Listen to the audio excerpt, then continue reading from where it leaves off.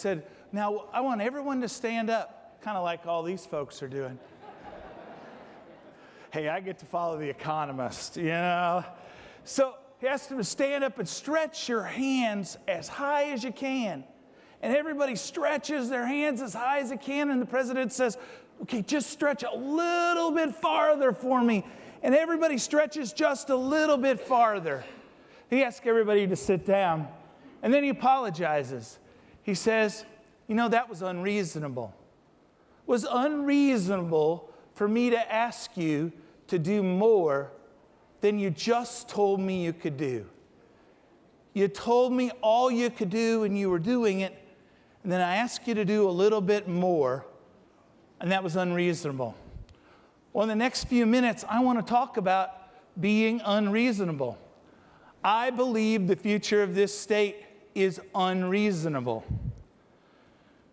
4 years ago, when we gathered in this room, nobody believed it was reasonable that we could cut unemployment in half in 4 years.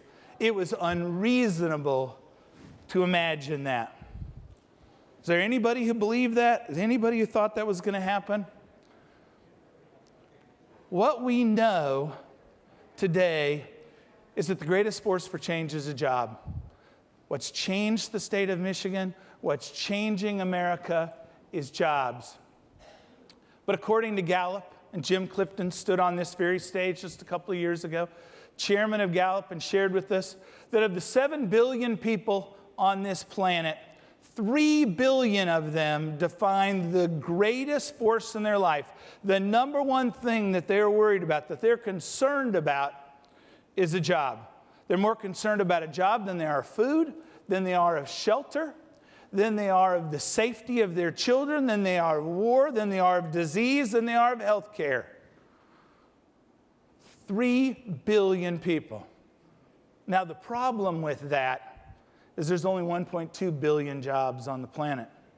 So where we're here today, and we can celebrate 15 years of struggle and coming down to the national average on jobs, we need to understand clearly that there are 1.8 billion people on this planet that want the jobs that we have.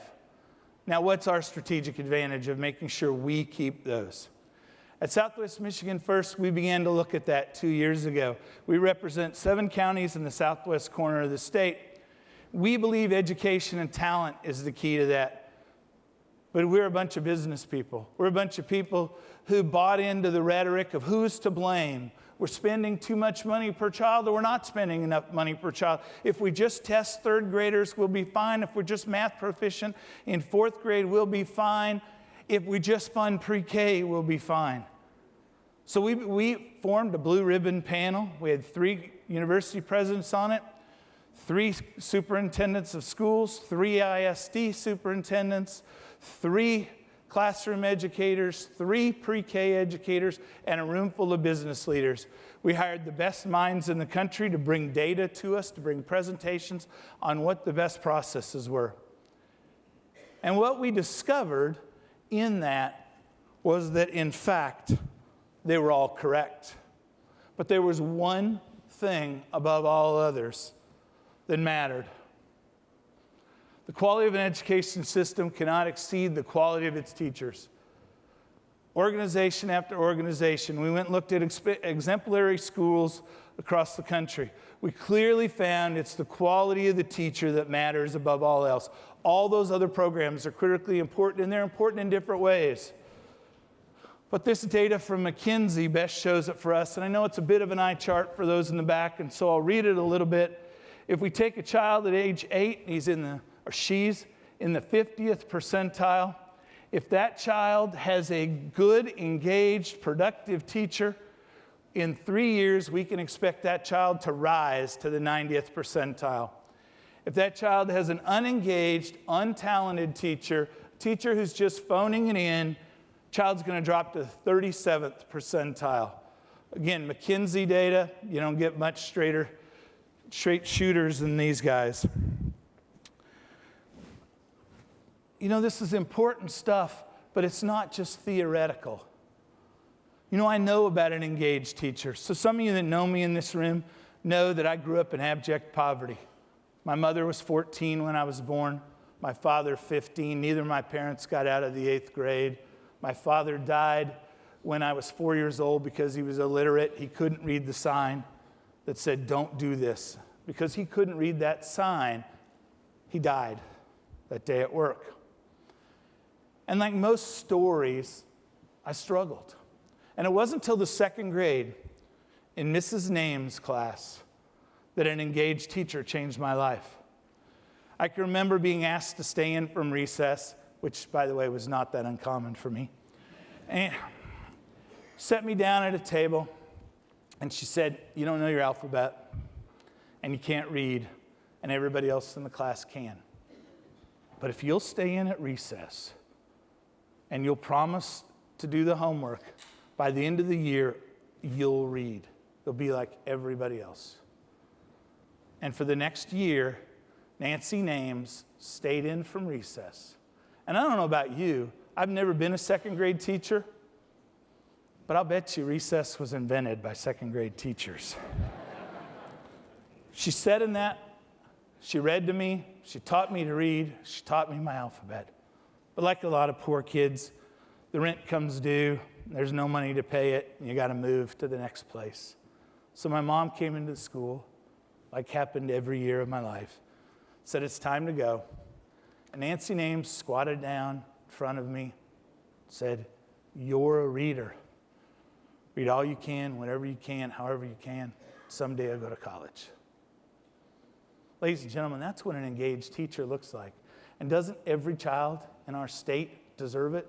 Don't you as taxpayers deserve it? Don't we as Michiganders want that for our children? Well, what's that engaged teacher look like? Engaged teachers have the talent they possess, and they bring it to the classroom every day. These are the people who are hardwired to succeed at teaching. And we know those folks. We know them. But talent isn't enough. They've also got to have the conditions that are created around them. You've got to have great principals. You've got to have the resources in the schools to treat them the way we would our best employees in our companies. Too many of us don't think of that teacher as the asset the same way we would when we're hiring employees in our own organizations and our own companies, and that's got to be the future. It's about being unreasonable. Too many times we look at education and we look at it as an expense, as a problem, as something to be addressed with, mostly because we're frustrated and we don't know what to do. We know the outcome we want. We just don't know what to do about it. And so we begin the rhetoric. We begin a rhetoric of blame. We begin a rhetoric of change. But we end up throwing a lot of resources out of it when we really know it's about great people. So I'm going to ask you to be unreasonable as we look at reinventing our state. As we talk about the workforce of the future, our greatest natural resource are in schools all over our state today. And I ask that you imagine a world where every day a child comes home and talks about how much they love their teacher. Every day a child comes home and talks about what they learned today in their school. Every day, discipline is better than the day before. Every day, teen pregnancy is cut in half in our schools. Every day, we get the outcomes that ensure that we're doing everything we can to make sure that those 1.8 billion people around the world don't take the jobs that we've worked so hard to create. Thank you for letting me be here. Thank you for being unreasonable.